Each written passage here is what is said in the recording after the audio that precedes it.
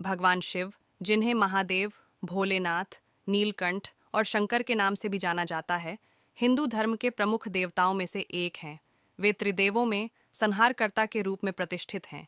शिव केवल एक देवता नहीं, बल्कि एक संपूर्ण दर्शन है जो सृष्टि, पालन और संहार के चक्र को नियंत्रित करते हैं। भगवान शिव का कोई निश्चित जन्म नहीं माना जाता। वे अनादि और स्वयंभू हैं। उनका स्वरूप अत्यंत सरल लेकिन रहस्यमय है। वे जटाजूटधारी, गले में सर्पों की माला, शरीर पर भस्म लगाए और त्रिशूल तथा डमरू धारण किए हुए रहते हैं। उनकी तीसरी आंख ज्ञान, विनाश और सृजन का प्रतीक है।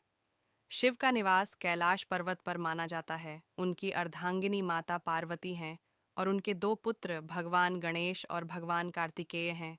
उनका वाहन नंदी बैल है, जो उनके अटूट भक्त और द्वारपाल भी हैं।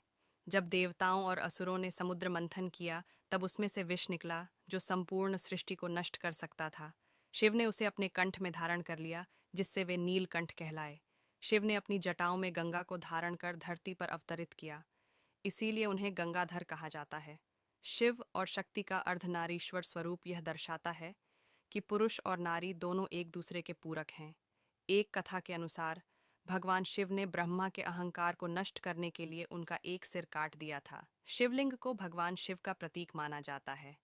भक्त शिव को बेलपत्र, धतूरा, भांग और जल अर्पित कर उनका पूजन करते हैं।